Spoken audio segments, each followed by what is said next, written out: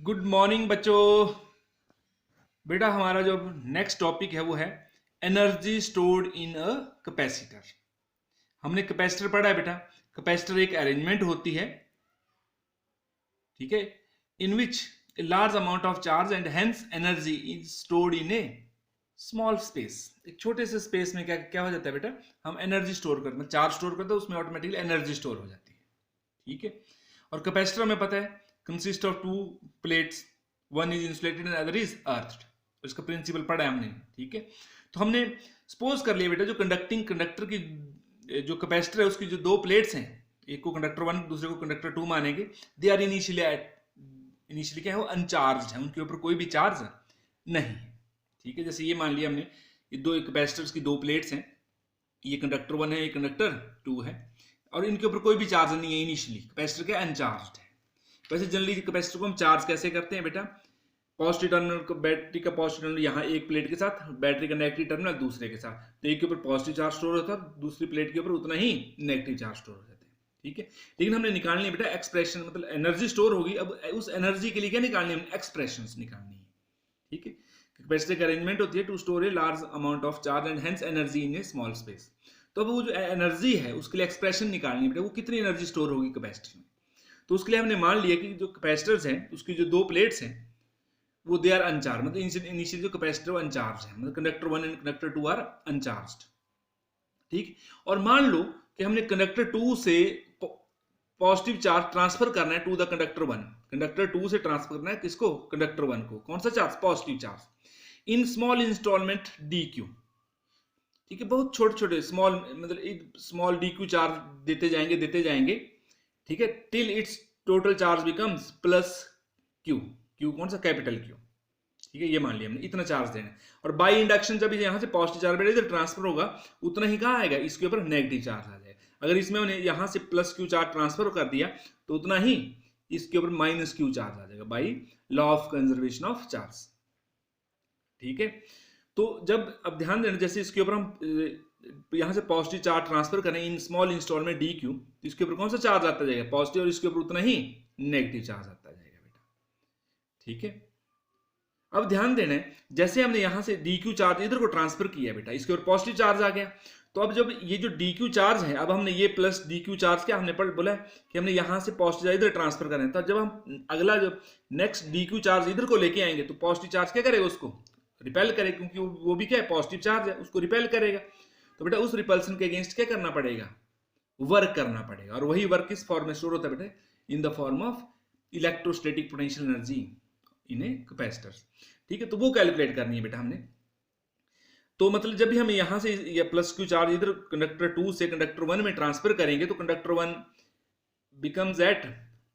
Higher potential than conductor two, मतलब ये higher potential पे आ जाएगा, कंडक्टर टू लोअर पोटेंशियल पे।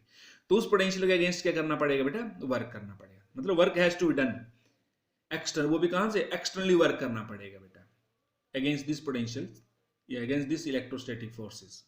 ऑफ रिपल्सन या इलेक्ट्रिक फील्ड, क्लियर। तो बेटा अब हमने ध्यान दो, किसी भी मतलब एक बीच में कोई सिचुएशन मानते हैं, इसके ऊपर जब हम यहां से चार्ज ट्रांसफर करते जा रहे हैं, तो let small plus Q be the charge, एक कोई भी बीच वाली सिचुएशन है जहां पर कब इसके ऊपर कितना चार्ज आ गया, प्लस क्यू चार्ज आ गया। At any intermediate stage late plus Q be the charge on the conductor one, and अब नेचुरली पता है आपको, जब इसके ऊपर माइनस प्लस क्यू चार्ज हो तो उसके ऊपर कौन सा चार्ज हो जाएगा, माइनस क्यू, ठीक है। And minus Q small Q be the charge on the conductor two, then what is the potential difference between the two plates of the capacitor, वो हमने पढ़ा बेटा, हमने पढ़ा है ना, Q इज इक्वल टू कितना होता है, C into V, C is the capacity, मान लो इस कैपेसिटर की कैपेसिटी कितना C, तो V कितना आ जाएगा आपको पता है, potential difference Q upon C। अब Q कितना है यहाँ पर, स्मॉल Q माना है, और ध्यान देना है कैपेसिटर की एक प्लेट के ऊपर पॉजिटिव चार्ज होता है, तो कैपेसिटर की दूसरी प्लेट के ऊपर उतना ही नेगेटिव चार्ज होता है। नेट चार्ज तो यहाँ पर जीरो होता है, लेकिन कैलकुलेशन के लिए क्या मानते हैं, इनमें इन दोनों कैपेसिटर के ऊपर, किसी भी कैपेसिटर के जो कैपेसिटर है उसकी किसी भी प्लेट के ऊपर जो चार्ज होगा उसका मैग्नीट्यूड लेते हैं, ठीक है, वो क्यू ही लेते हैं कैलकुलेशंस के लिए। अब बेटा ध्यान दो, तो कितना आ जाएगा, now the potential difference between the two conductors कौन सा, जो कैपेसिटर की दो प्लेट्स हैं उसके बीच में, कंडक्टर वन और कंडक्टर टू के बीच में क्यू चार्ज है उसमें, और कैपेसिटी कितने सी, तो ये पोटेंशियल है, डिफरेंस आ जाएगा दोनों प्लेट्स के बीच में, V is equal to Q upon C,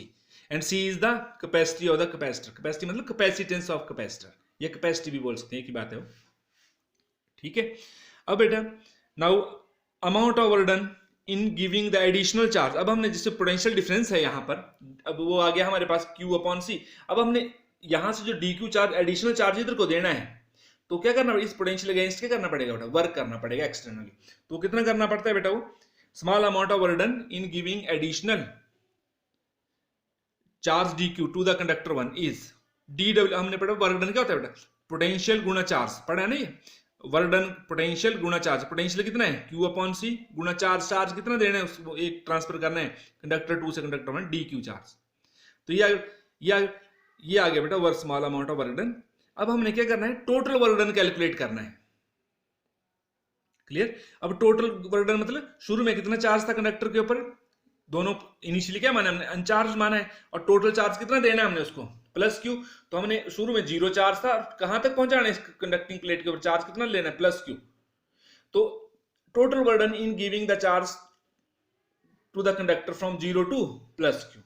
ठीक है। देखो total work done in giving the charge, मतलब कितना टोटल चार्ज देना plus Q to the conductor 1, वो क्या करेंगे इंटीग्रेट कर देंगे बेटा, W is equal to 0 to Q, मतलब चार्ज कहां से 0 से Q तक पहुंचना है, Q upon C into dq, जो small amount of work done है। तो C तो बेटा कैपेसिटेंस होता है, वो तो फिक्स, जब एक बार कैपेसिटर ले लिया हमने, अरेंजमेंट फिक्स है तो कैपेसिटी फिक्स हो गई, ठीक है। अब C बेटा कांस्टेंट में बाहर आ जाएगा, तो W is equal to 1 upon C Q into dq, और हमने पढ़ा हुआ है फार्मूला x की पावर n इंटू dx की इंटीग्रेशन क्या होती है, x की power n plus 1 upon n plus 1 plus, ठीक है। तो यहां पर x की जगह q, और विद रिस्पेक्ट टू dq ये, तो q की पावर 1 है तो q की पावर 1 प्लस 1 2 आ जाएगा अपॉन 2, और 0 टू 2 बेटा 2 तो कांस्टेंट में बाहर आ जाएगा हाफ, और साथ में 1/2c, और अपर लिमिट कैपिटल Q भरेंगे, Q की जगह स्मॉल q की जगह कैपिटल Q भरेंगे, Q square minus lower limit 0 है तो 0 का स्क्वायर 0 रहता है, तो कितना बन जाएगा बेटा ये U is equal to W is equal to half Q square upon C। तो ये जो ये वर्क डन है बेटा, ये जो इलेक्ट्रोस्टैटिक फोर्सेस होती हैं, ये कौन सी फोर्स होते हैं, कंजर्वेटिव फोर्सेस होते हैं, और इनके अगेंस्ट जो वर्क होता है वो पूरा का पूरा किस फॉर्म में स्टोर होता है बेटा, इलेक्ट्रोस्टैटिक पोटेंशियल एनर्जी। तो ये जो वर्क डन यही पोटेंशियल एनर्जी की मेजरमेंट करेगा बेटा, U is equal to half Q square upon C, ठीक है, ये Q स्क्वायर अपॉन 2C। तो ये this is the expressions for energy stored in a capacitor, इतने एनर्जी स्टोर होगी बेटा, क्लियर हो गया, Q half Q square upon C। अब बेटा इसको हम किसी और फॉर्म में भी लिखते हैं, Q हमें पता है Q is equal to C into V, तो Q की जगह CV भरो बेटा, ये स्क्वायर में Q की जगह क्या भरेंगे हम CV, तो कितना बन जाएगा स्क्वायर में, तो C स्क्वायर V स्क्वायर, ठीक है। तो ये आ जाएगा U is equal to half C square V square upon C, एक C से एक C क्या हो जाएगा बेटा कैंसिल, तो कितना आ जाएगा U is equal to half CV square. तो इस फॉर्म में भी ये भी वही है, सेम ही है, लेकिन ये कैपेसिटर कैपेसिटी और पोटेंशियल की फॉर्म में, पोटेंशियल डिफरेंस की फॉर्म में, तो ये है हाफ CV स्क्वायर, इतनी ये भी वही एनर्जी। अगर हम यहां पर ध्यान दो, ये जो ये Q स्क्वायर है अपॉन C, अब अगर हम जो Q is equal to CV होते हैं तो V की, अगर V कितना है यहाँ से C इधर ले Q अपॉन C, सॉरी हाँ C, हमने C निकालना है बेटा, C कितना आएगा Q अपॉन V को आप इधर ले तो C is equal to Q upon V, ये वैल्यू बेटा यहाँ पर पुट कर दो, तो जब Q यहाँ Q अपॉन V भरेंगे कितना आ जाएगा ये, U is equal to half Q square upon C की जगह लिखा Q अपॉन V तो ऊपर चल जाए बेटा, एक Q कैंसिल हो जाए, कितना आ जाएगा U is equal to half Q into V, ये भी वही एनर्जी है बेटा। तो ध्यान देना जो ये आ गई एनर्जी, तो एनर्जी स्टोर्ड इन कैपेसिटर कितना आ जाएगा, U is equal to half Q square upon C, ये भी है, यही किसके बराबर आ गई हमने हाफ CV स्क्वायर, ये भी, और साथ में is equal to half into Q into V, clear. तो ये था बेटा expressions for energy stored in a capacitor. अब बेटा इतनी एनर्जी आ गई हमारे पास, कितने U is equal to half Q square upon C, या हाफ CV स्क्वायर, या हाफ Q इंटू V। अब बेटा जो एनर्जी स्टोर होगी बेटा कैपेसिटर में, वो किस फॉर्म में देख सकते हैं हम, in the form of electric field between the two plates of capacitor, ठीक है। तो potential energy stored in a charge capacitor can be viewed as a stored electric field between the two plates of capacitors, जो इन दोनों के बीच में positive negative electric field setup हो जाएगी बेटा, ठीक है, उस वही क्या है, मतलब हमारी एनर्जी है वो, इलेक्ट्रोस्टैटिक पोटेंशियल एनर्जी। और किस मीडियम में स्टोर होगी वो, बीच में कौन सा मीडियम होता है बेटा, डाइलेक्ट्रिक मीडियम। इंसुलेट एयर है तो वो भी क्या इंसुलेटिंग मीडियम ही है। तो the potential energy of the capacitor lies in the dielectric medium of the between the two plates of capacitor. तो कब आता है बेटा जो एनर्जी कहां पर स्टोर होती है, between the two plates of capacitor या in the dielectric medium between the two plates of capacitor. Clear. और किस फॉर्म में देख सकते हैं हम इसको, can be viewed as a stored electric field between the two plates of capacitors.